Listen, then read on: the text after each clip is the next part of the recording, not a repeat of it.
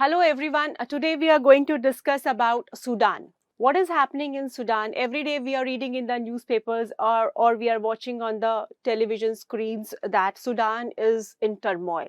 Intense clashes between Sudan's military and the country's main paramilitary forces is going on since 15th of April this year, 2023. And more than 500 people have been killed and many of them, thousands of them are fleeing for their safety.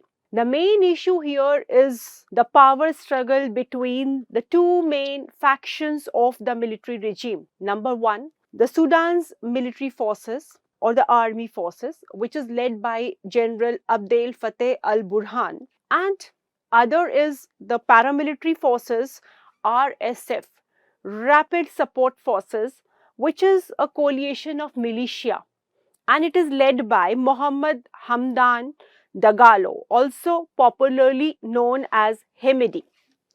So in this video, we are very briefly going to discuss about what is the problem, what is the crisis in Sudan. So very quickly and very briefly, we are going to discuss it. So before discussing the conflict, let us first try to understand where exactly is Sudan. Sudan is in Northeast Africa. It is the third largest country in the African continent. It is having lots of mineral resources, like it has gold mines, it has energy resources and other important mineral resources. But unfortunately, it is also one of the poorest countries in the world. If you look at the per capita income, it is somewhere on an average, it is somewhere around $750, which is very, very low. And all human development indicators are also very, very poor in this country. The population majorly or predominantly here is Muslim. So this is where Sudan is located in Africa. Now, what is the crisis that is going on in Sudan? If you talk about crisis in Sudan, they have a very old, close relationship. 2011, South Sudan has been carved out from Sudan. Then 2019 has also witnessed a great period of unrest in the country because almost 30 years rule of the President Omar al-Bashir came to an end after a lot of civilian protest, and finally coup was mounted by the army. And after 2019, a joint military civilian government was then established. But again, peace could not prevail for long. 2021, again a coup was there in the country. 2021 coup was jointly architected by the present fighters, the present rivals, that is General Burhan and Dagalo. And ever since this 2021 coup, what has happened is that Sudan has been run by a council of generals. Though they have come together in running the government, but the frictions were brewing up between the two factions. And over the period of time, this friction is getting bigger and bigger. And presently, the main reason is that they are disagreeing on the direction in which the country is going in and the proposed move towards a civilian rule in the country. The main ticking point or the main tussle presently is that, or the sticking point we can say is that there are plans to merge RSF and army. Plans to include 1 lakh strong RSF into the army. So the obvious question is, now who is going to lead this army? Because they are trying to merge RSF with army. So there is a question on who is going to have the stronger upper hand in the new army. So again, we see that a conflict of power, the struggle for power, the struggle for dominance is there. And the problem started somewhere around this time. The problem started somewhere around 15th of April when members of RSF, that is your rapid forces, were redeployed around the country. Which is a move which has been seen by army as a major threat.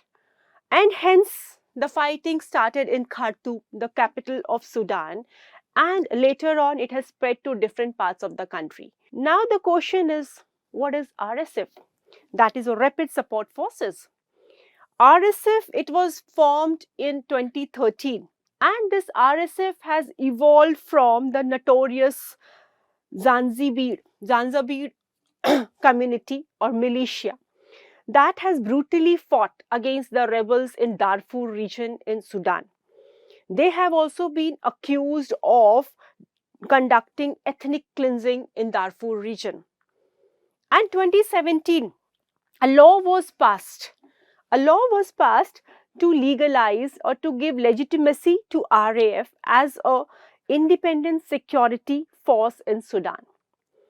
And ever since then, General Dagalo is trying to build this force into a very, very strong force in the country, and he has been successful to a very, very great extent.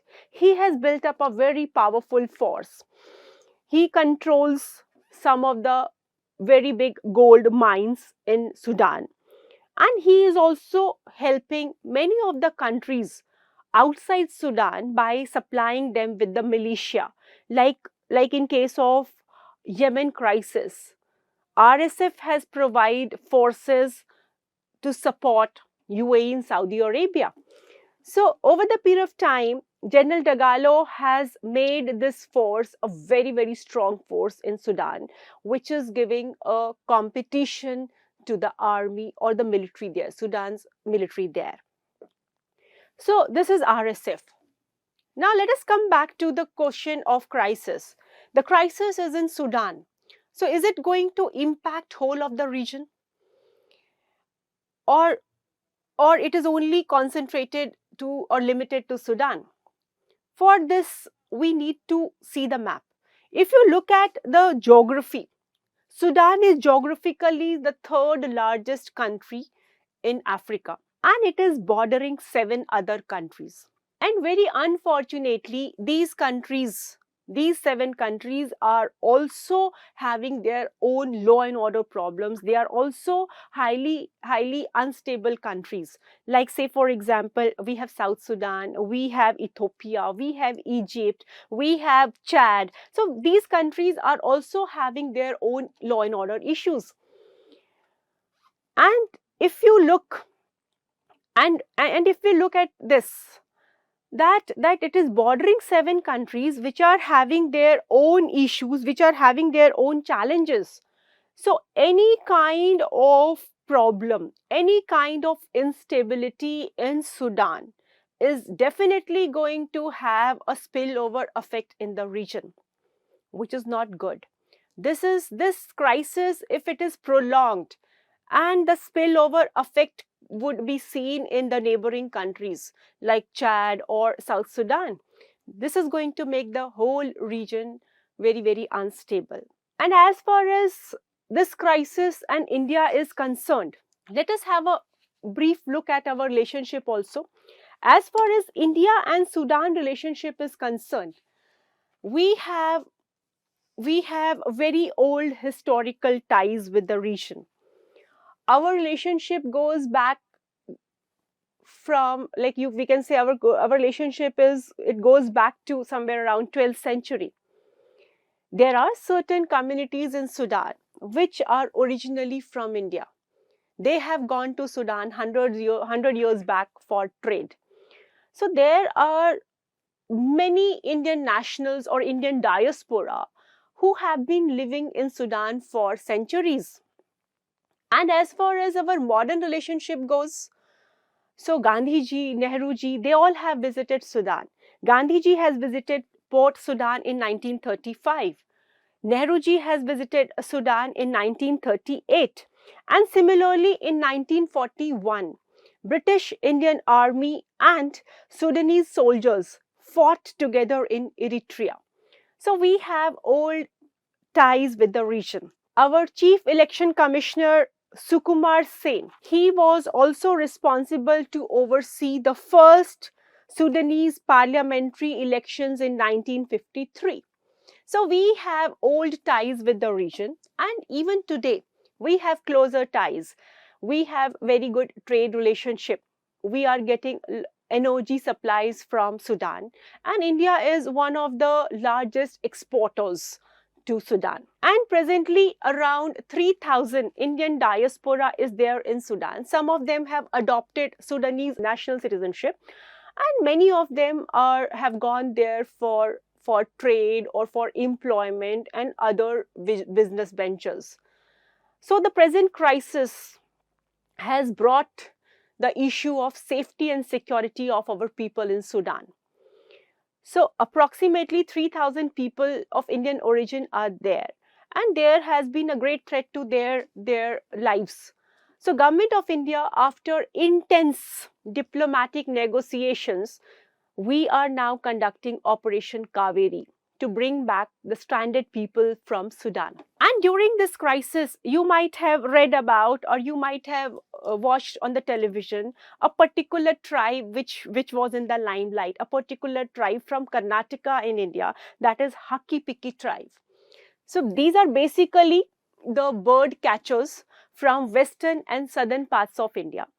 And in the present crisis, approximately 181 members of the community from Karnataka were stranded in Sudan. They have gone there to sell the traditional herbal medicines which are high in demand in many of the countries in Africa. So the presently Government of India is trying to bring all the Indian citizens or all the Indian diaspora people from Sudan, and till today, this is the third batch of Indian people we have brought them back to the country. So the present crisis also has impacted India. We have to diplomatically negotiate with the countries, and finally with the countries we have diplomatically negotiated with countries who are having a major say in the country, like US, UAE, Saudi Arabia and all. And finally Operation Kaveri is being conducted at the moment. Now the question is, who are the major players? Who are the major players in this country? Who are the major outside players, rather, that's the right thing. Who are the major external powers or the outside players in the country? So when we look at Sudan, the major players here are like we have UAE, Saudi Arabia, Russia, US, European Union, or we can say the Western powers here. Saudi Arabia and UAE, now they are trying to increase their influence in the Middle East and North and East of Africa. So now they are engaging with the countries in East of Africa. And RSF has close ties with Saudi Arabia and UAE. It has provided, as we have already discussed, that it has also provided the militia to fight, to thousands of your militia to UAE and Saudi Arabia to fight in Yemen and Aapka jo hai, other regions where UAE and Saudi Arabian forces are fighting against Iran. They have closer ties here. And as far as Russia is concerned, Russia is also having a lot of interest in the region. Russia has plans to build a naval base which is capable of hosting up to 300 troops and 4 ships in Port Sudan. Why? Because it's a very, very strategically located, crucial destination in Red Sea, which is connecting to Europe. So for Russia, it has its own strategic interest in the region. And also the Russian mercenary group, the Wagner group is also having lot of collaboration with RSF. It is providing them with lot of ammunitions, lot of missiles, and in return RSF is helping Russia to get control or to have its influence over many of the gold mines in Sudan. So Russia is also having lots of interest. Russia is having lots of its stakes in Sudan. And as far as the Western country and their relationship with Sudan is concerned, they have a relationship which we can say it's a seesaw kind of a relationship. Sometimes it is down, sometimes it is up.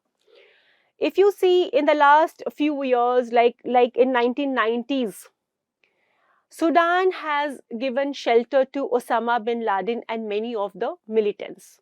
And even during 2000s, the conflict in Western Darfur region, when Sudanese forces and Janjaweed, they have done the ethnic cleansing. The relationship between Sudan and the Western forces or the Western powers have been very, very low. Sudan was declared as an international pariah. Even Sudan was named by US in its list of state sponsoring terrorism countries. It was a country which was sponsoring terrorism. So the relationship was very, very low. But 2020, there has been improvement in the relationship because Sudan has agreed on behest of US to forge ties with Israel by signing the Abraham Accord. So presently, US and Sudan are having good relationship. So we have many major players or outside players in Sudan, like we have US, Russia, European countries, then Saudi Arabia, UAE. Now the obvious question is, what are they doing to bring peace to the region? Or have they contributed anything to mitigate the crisis? Till date, nothing more much substantial. But yes, these countries, to a very lesser extent, but yes, to some extent, they have tried to bring some kind of a ceasefire because many of the nationals of different countries are stranded in Sudan. So these countries have been successful in negotiating with SAF and RSF. And finally, they have agreed to implement a nationwide ceasefire, which started from 24th of April 2023 for 72 hours. And during this period, many countries have been successful in evacuating their nationals, their diplomats and all. But after this 72 hours, again the fighting has started in Sudan, which is not good. So these countries, to some extent, they have tried to mitigate, and now they are negotiating with the two warring factions in Sudan. But the point here is that these external powers, they all have their vested interest. They have their own vested interest in the country, and their interests are also conflicting in nature. So I don't think that they would be able to bring a lot of control, or they would be able to bring a lot of influence in the region together as a bloc. This is very, very unfortunate. And another thing is that if you look at the outside powers, or majorly the Western powers, their influence in the region, so what could West do? They might bring economic sanctions to the region to bring some kind of a pressure for stopping this conflict. But sanctions are now losing the sheen. Sanctions are now not becoming very, very effective, and especially in countries like Sudan, where we have a lot of mineral resources, and over the period of time, these militia groups, or what you can say armed groups, they have long enriched themselves with illegal trade in minerals and other natural resources. So at the moment, the role of these outside powers also appears to be limited. Now the obvious question is that where would this conflict head to? How the crisis can be played out? Now, what are the probabilities? If we look at this, there are 2-3 probabilities. Number one, there can be a military victory. Number two, there can be some kind of a peace agreement between the two warring factions. Or number three, prolonged conflict. Now let us look at this. If we look at this, the military victory is also something which seems unlikely, because both the sides are not going to give up. Though military is strong, Military is very strong because it has access to lot of ammunitions, to tanks, to artilleries, to high energy weapons, etc. And it is also having a backing of the major player in the region, that is Egypt. But parallelly, if we look at RSF is also a very, very strong mobile guerrilla force which has the ability to adapt and move very quickly than the traditional conventional army forces. And RSF is also a very, very strong force, and it is also having the support of outside major players like UAE, the Wagner Group of Russia, Saudi Arabia, and other militia. So it the military victory, though apparently it looks that military might win, but on the other side, if you look, the competitor is also very, very strong and tough. So the military victory is also something which we cannot ensure. Second probability is that there would be that we can go for some kind of a peace plan. So when it comes to peace plan, now, who is going to bring the peace here, or who can negotiate? The negotiation can be done by either UN or the other major players here. So when you look at UN itself is highly paralyzed. We have seen role of UN as a negotiator in Russia-Ukraine crisis, very unfortunate. Similarly, other crises in the past, we have seen that UN has not been able to play the role of a negotiator.